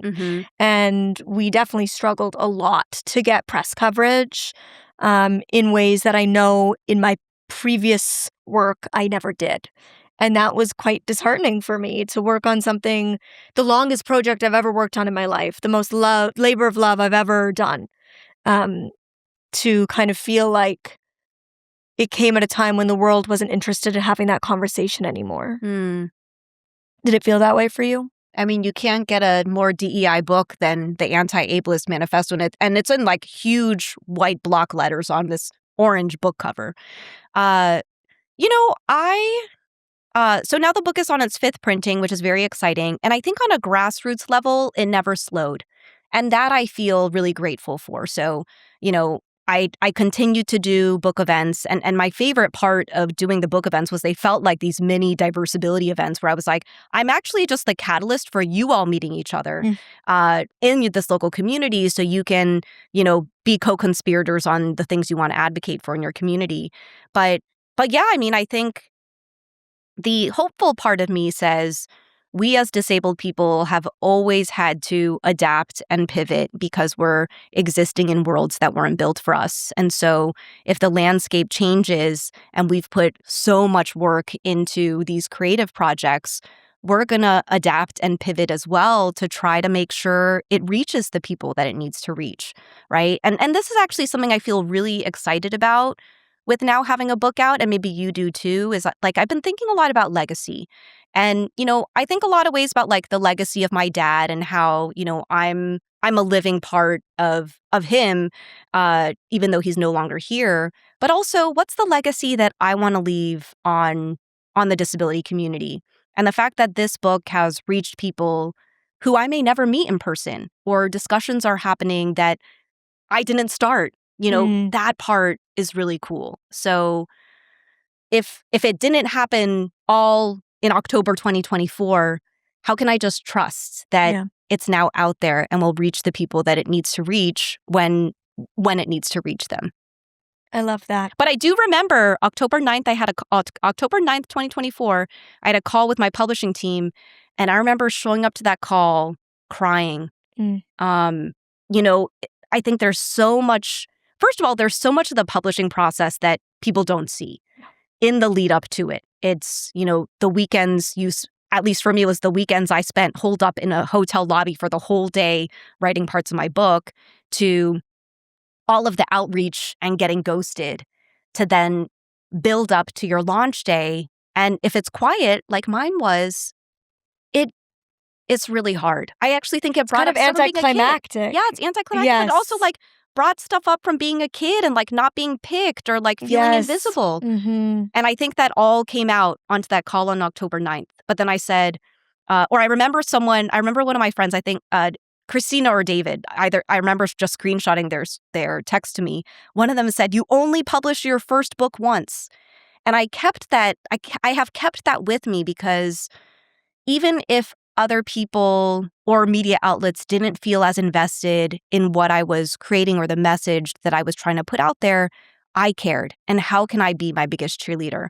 And I think that's a lesson I learned when I was a kid as well, is like, similar to you, I wanted to be liked, and yet I felt so excluded and isolated because my body was different. And I remember someone telling me, like, "Tiffany, can you create your own circles?" Or like, who are the friends that you do have? Who are the people who are cheering for you? How can you invest in them? You're always looking for what you don't have, like the circles that you're not in or the opportunities you don't have. But like, think about everyone who is rooting for you, and how can you lean into them? And I do think that the success of the book, and probably your book too, was a lot of the community that we have worked to build over the years. These are the ones who are cheering for us, who will grow with us, who give us the grace when we make mistakes. But yeah, I mean, we talk a lot about kind of existing within our own echo chambers, right? But it's also like, if we're not uplifting each other for the wins that we're having in our community, then how are we going to show up in solidarity or as a united front when we go out into predominantly non-disabled spaces? Yeah, I feel that. Absolutely. You mentioned using an AI tool to write the book. There's a lot of controversy over AI.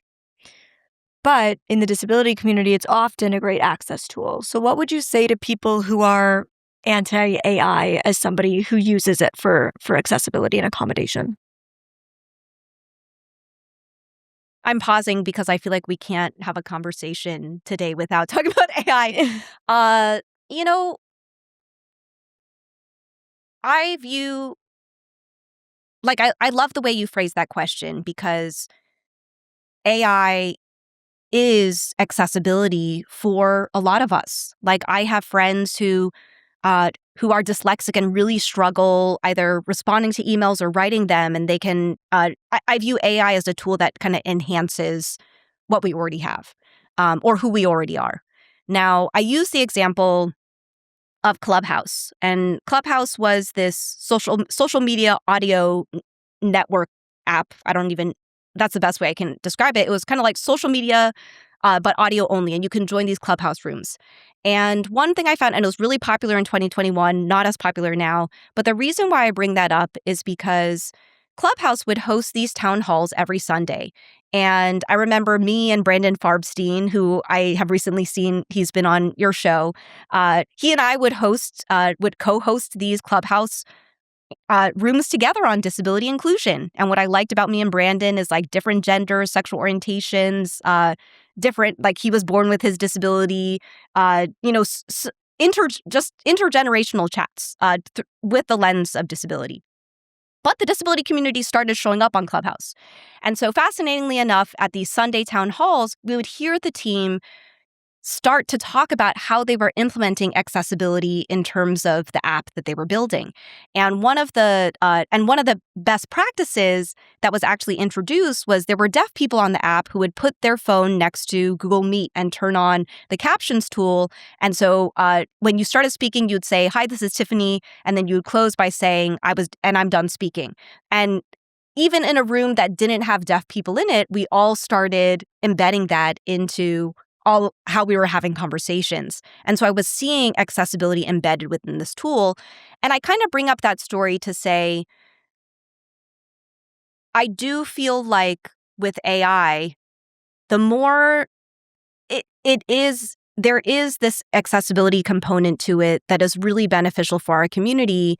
And I hope that we are finding ways that it can enhance accessibility for many of us within the community, because I don't want it to continue being built without us in mind. Mm-hmm. I don't think these AI companies are having these town halls. And I remember someone asked me, they said, "Oh, do you know if these AI companies have an accessibility department?" Because, I know a lot of the tech companies do now. And so I remember typing in, like going onto LinkedIn and typing in, one of the large AI companies and then accessibility. And I didn't really see anyone in those roles yet, right? But could this be, whoever is watching this, maybe you work at one of those companies, to start advocating for that internally? Because we're seeing all of the tech companies now have, a lot of companies now have disability employee resource groups. Now we're seeing accessibility roles within a lot of these companies. How can we make sure that's not forgotten with the speed at which AI is being built? So I think that's my perspective on it, which is it is embedded, when you go onto a virtual call and you turn on the captioning tool, it's there. Whether it is AI or not, it is there. How can we continue to hold these companies accountable that they are not forgetting about us as they build? Oof, girl, What's your I have perspective? I have a good story. I had one of the major AI companies reach out to do a brand deal together for me to make content about how I use AI as an access tool. And I was really excited. It was a great paycheck, which is always helpful as an entrepreneur. It was a platform, a tool I genuinely used for access. So I was like, great. Now that I have direct pipeline to you, can I just flag some ways in which the tool is broken for screen readers? And, would love to see, should be like pretty easy lines of code to correct, really simple in the back end. My ex was a computer scientist and he was blind. So I learned through him how simple and easy much of these fixes actually are, and that they are genuinely typically just one line of code you correct and it's done. And you just go in, boom, fixed. And so I knew that the requests I was making were very simple. And the response was to back out of the brand deal. I don't know if I have a learning from that other than to say that both you and I are in places where we do feel like we can say, like, hey, this needs to be fixed. And they can change their minds. I don't know. I don't have a finished thought there. Well, as advocates, it's important to stand behind your values, but it's equally disappointing when standing behind your values, loses you an opportunity instead of creates change, right? Because like what I wanted from that was like, great, I get to work with this great brand and change is made. And instead it's, I lose the brand deal and change is not made. And that's like the worst case scenario in those types of situations. We're getting to the end here, but I want to know, what's one thing you learned in your process of writing the Anti-Ableist Manifesto, and what's one thing you would like readers to take away? One thing I learned about the process of writing it? Or one thing you learned throughout the process of writing it. So it could be something you learned about ableism that you didn't even know when you I see. writing it. Like writing the concepts of the book. Okay. I had a different answer. Actually, I'll share my different Share answer. all the answers. Which is so because I went through traditional publishing, it also meant I got an advance. And one of the things I feel really excited about is that I could use my advance to reinvest back in my community. So I hired a disabled editor. The Anti-Ableist Manifesto art was designed by Jennifer White Johnson, who's also in the community. We hosted as many of our book launch events at disability-owned bookstores. If a corporate wants to bulk buy books, we'll try to funnel those through the disability-owned bookstores too. So it was kind of just like, this is how I'm taking something that I got in advance and finding ways of things I already need, but finding ways to all throughout the supply chain just support disabled people. I think the biggest learning from writing this book was that I could do it. I don't know. I really could not fundamentally believe that I could have a hardcover book and I can go into any Barnes & Noble and find a copy of it. And I grew up hanging out at Barnes & Noble. But I also learned a ton. I researched so much. I did so much research for the book. I think perhaps similar to you around my own imposter syndrome, that I don't know if I'm the expert, but I do understand that I'm an educator in this space. How can I share everything that I've learned and bring in these perspectives as well? And then in terms of what I want readers to take away, I want you to feel hope. Hope that you can make change in your own spheres of influence, even in terms of where you buy the book. Could you buy it from a disability-owned bookstore? Or, if you are someone who engages in social media, like that little repost symbol, just clicking it really helps amplify, especially if it's a paid partnership that we're doing, really helps it so that we can do more of those to support our livelihood. So more of us can call out ableism when brands come to us and want to partner with us, and gives it so that, we can, I don't know if we're okay, but we can be okay aligning with our own values with the partnerships that we're doing. To even something, I share this example at the end of the book where I remember a couple years ago, I met at the brachial plexus camp. I met a pediatric hand surgeon who works with kids who have my injury. And he said, "Oh, Tiffany, I watched your TEDx talk." And my TEDx talk is, my first one is about the car accident and how alone I felt and how no one really asked me how I was and how I really found so much emotional healing through community. And he came to me, I remember kind of just brushing him off at the beginning because I was at that point in time, so many of my experiences with medical professionals, I kind of just was like, okay, I need to set this boundary. And he came back to me and he said, "Hey, I just wanted to let you know that as a function of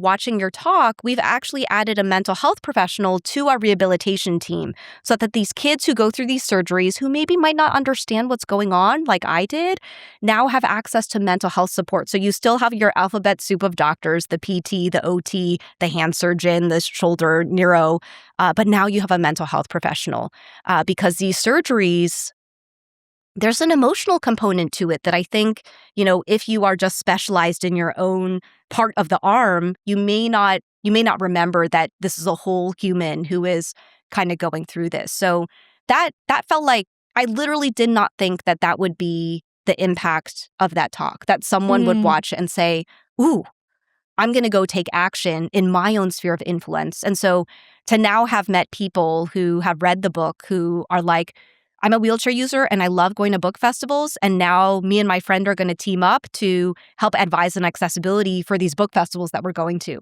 because of this book, right? Or even getting to meet some of the bookstores that we've hosted events at that are like, hey, Tiffany, we just want to come back and let you know that a couple of our team members actually are now learning ASL so that we can make sure that our events are accessible for deaf people in the community who use ASL. So that glimmer of hope, whether you're a medical professional who adds someone to your team, or maybe you're within the community who loves book festivals or are a bookstore owner, that you take away some action that you can implement within your space that can make whatever you're building or creating more accessible for more people. That is so special, that story about the doctor. I love hearing those ways in which our work has impact that is so out of the realm of what we would expect. And it just shows there's so many ways in which your work as an advocate ripples outward and touches lives that may never have heard your name, right? Like those kids who are getting that mental health intervention, they don't know Tiffany Yu, Mm-hmm.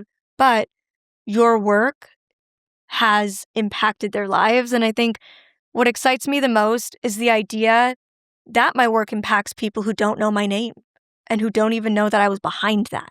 Like that makes me so excited. Mm. And I love what you did with your advance. I tried to do Oh, yeah, you did the it same too. with my book. Yeah, as much as I could, working with fellow disabled people and centering access. And with my children's book, which you can pre-order now, it comes out October 13th. Elsie Takes the Lead, A Guide Dog's Tale, teaching kids about service dogs. But remember, it's Elton's book. Yes, it's Elton's book that I am supporting the launch of and was the ghostwriter on. But I took that entire advance for that book and I'm donating it to the MIRA Foundation where my 4 guide dogs were trained. So that is my way of being able to give back to the community and make sure that more people can get these life-changing dogs. So I love that you did that. Now, it is time for the awkward question. Now, typically the awkward question is a question that people might want to ask but feel too uncomfy to. This Okay. one's a little bit different. This one's awkward for me to ask, but I think it's important. There's something you talked about in your book that I personally disagree on. And so I'm just curious to get your perspective and talk through it. Because I think it's important to be able to both be advocates and have different perspectives. And that's what makes this space so interesting. And it's important to have so many different perspectives so that people can form their own. And you're not the only person I've seen talk about this. I've seen lots of people talk about this. And it's the idea of phasing out phrases like blind leading the blind, which I love that phrase. I use that phrase all the time. I own that phrase. I have a whole series called Blind Leading the Blind, which is quite literally blind people showing blind people skills. But for me, I think when it comes to the conversation of language, I believe words are incredibly powerful. I believe the words we tell ourselves are incredibly powerful. I believe the words we use around disability and any minority are really important. And there is lots of phrases that I advocate against, right? Like I personally really dislike the phrase differently abled or handy-capable and don't find those phrases helpful. I don't like language like somebody is suffering with. I think that's deeply harmful because of what the underlying meaning is. But I do feel that there's other phrases like blind leading the blind, for example, where it's so far removed from actually meaning literally blind people that I think nobody says it with that intention and nobody thinks of it that way. And I worry that when we police language so much, we create too much fear around talking with disabled people or about disability for people. And I don't want people to feel scared to do or say the wrong thing and therefore avoid it altogether, because I think that was the case for far too long. And so I guess my concern comes from policing language so much that we actually go back in time instead of move forward. So I'd love to hear your perspective on that. Yes. And actually, I think we agree. So the first thing I'll say is I don't want language to get in the way of more tangible actions that we can take. So one example I'll share is I know someone who uses the phrase differing abilities, but runs a company that has hired and paid livable wages to people with Down syndrome. And they're creating tons of jobs. And I will go and have a conversation and I will say disability and they will use their preferred language, but they are supporting people's livelihoods. This is to say, I don't necessarily agree with the language they're doing, but the impact of what they're doing, I don't want that to get lost.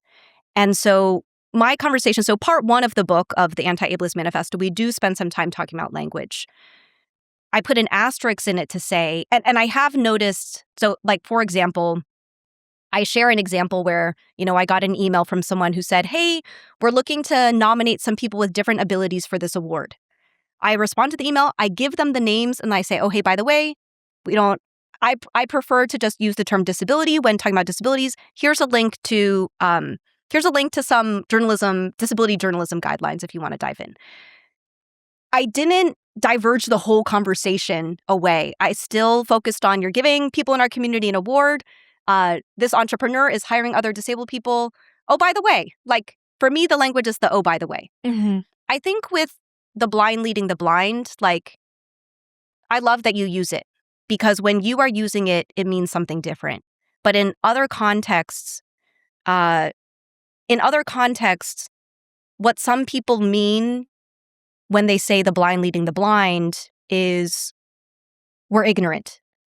Where to you, it means something totally different. And so I love part of the evolution of language, at least for me, is our community reclaiming these phrases. I'm not going to, I may do an, oh, by the way, if it's a non-disabled person who is using that phrase, but not literally. Mm-hmm. They're using it figuratively to mean we feel directionless. And in that moment, I say, what are you really trying to say? And is there alternative language you can say instead? But so there's also a chapter in the book that says, that of course says multiple times we're not a monolith, but also we may disagree. But I also love that you are reclaiming that phrase, that it means something different to you. And I even think about the word disability, that at one point in time, it was used as an insult, right? But for a billion of us, it means something different to us. And so part of me using disability as much as I can is also showing that it is a neutral term to me. It is what I am. Yes. And there are people who will be like, as an insult, they'll be like, oh, you must be mentally ill, right? They'll use phrases like that. And then I was like, oh, well, actually, I do live with a mental illness. I have PTSD, right? And so for me, mental illness means something different. And so I think part of the reclaiming of the language is using the terms literally, and then also think about the context of the conversation, whether you do the, oh, by the way, around the language. But again, I don't want us to get so caught up in part one of the book, right, that you miss what to me is the most important part of the book, right, which is part 3, policy systems. But you can't just jump into part 3. I think too many of us have jumped into part 3. And part 3, essentially what I mean is we have the ADA, the Americans with Disabilities Act. It was passed 35 years ago, supposed to protect our rights in employment and other public spaces. Our unemployment numbers are still twice that of our non-disabled peers. Right. So I bring that up because we have a law in place. That's the part 3. But if you don't still fundamentally believe that disabled people are your peers, or you're still like using disability terms as insults because you think it's funny, then you are not going to implement the policies that you created in part 3 or the policies that are already in place to protect our community. So part 1 and part 2 are really around like, let's shift hearts and minds. Let's all like get on the same page, but don't just stay in part 1 of the book. Right.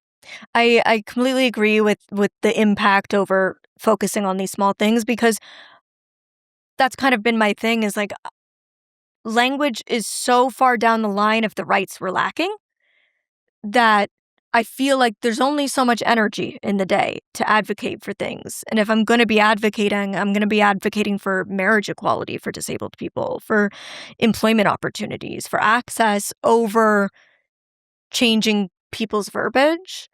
And I think for me, like even when sighted people, because the word blind is used a lot. It's like ridiculous how many times people use the word blind non-literally.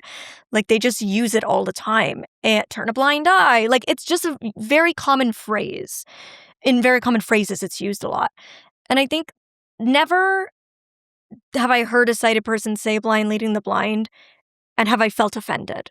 And is it just that phrase? Like, do you feel offended if they use like blind spots or I have a blind eye? No, none of it offends me because I don't think because it's so often not used literally. To me, I'm like very aware that they're not even really connecting it to actual real blindness. It's almost like it has a secondary use. Like, I don't know. I don't know if that makes sense. And I'd be very curious to hear from listeners, especially those within the blind community, because I think one thing that's been interesting to me is predominantly the people I've seen advocating against these phrases are not blind. And predominantly, when I talk with blind people about it, they're all like, I feel fine about the phrases, which is what I think is so interesting. I do have a handful of blind advocacy friends who do advocate against it. So again, like we're not a monolith and we're all able to have our own opinions, and I'm not here saying mine's right. Yeah. Right. And that's why I wanted to have this conversation and just like see where we level out. But I would love to hear from the listeners about language and like, is there language that you do think we should phase out and language that you think is fine to keep? And like, what's that line for you and why? Because it is so personal. I mean, I even think about tone deaf or fall on deaf ears, you know, and so I do feel like blindness and deafness are used not literally. Ways. Yes, very much so. And I actually wonder who called me in on it initially. I wonder if it was someone who was blind or low vision. As part of my own learning, you know. And I have, you know, what I remember seeing a post on social media that was like, we had a virtual call and it was a bunch of blind people and no one did visual descriptions and it was all great, you know? So I think it's also, how can we also make space for the nuance that, okay, maybe you're not offended, but if someone who is blind does find some offense to it, do they feel like they trust you enough to bring that information to you? Right.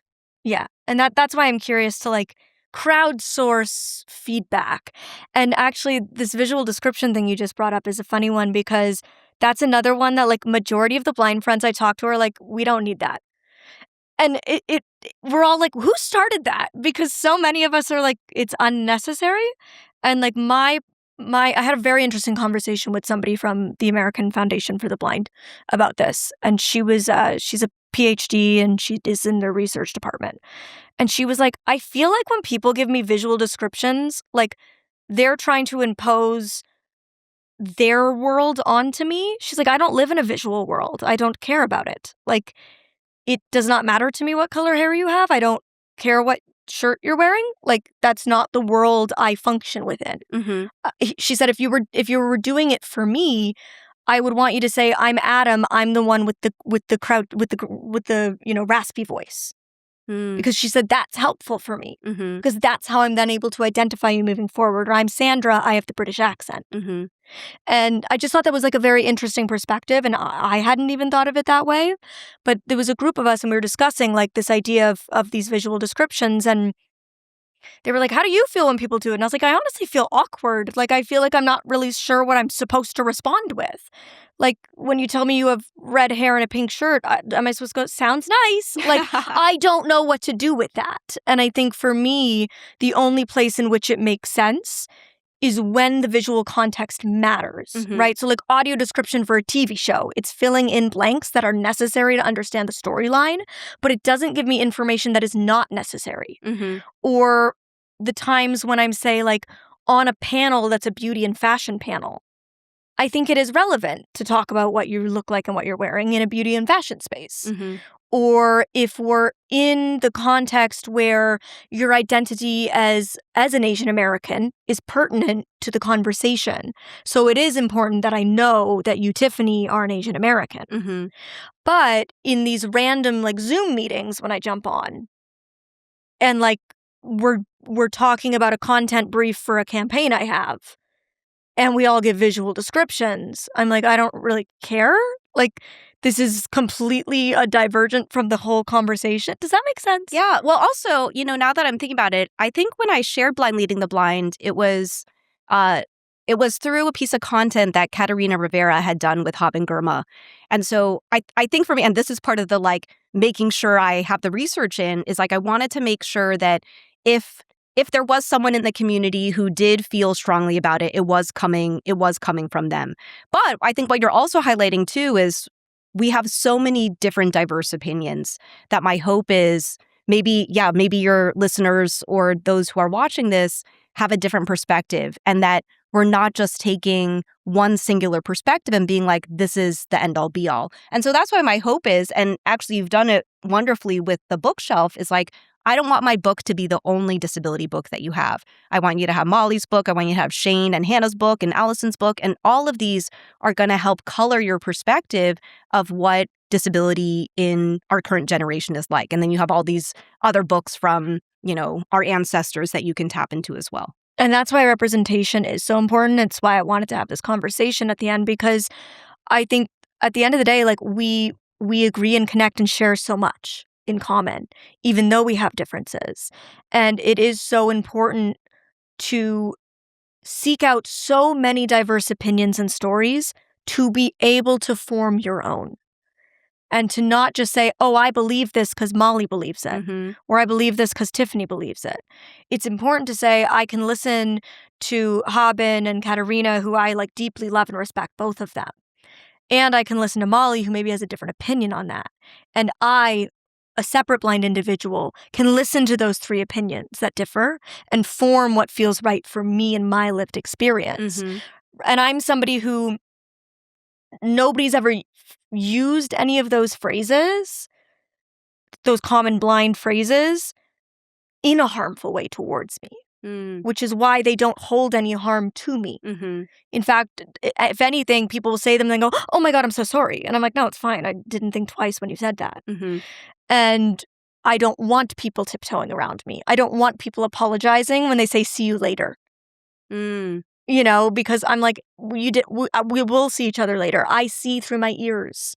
I see through my hands. I don't think there's one way to see the world. So I'm not offended when you use that word just because I don't see the way you see.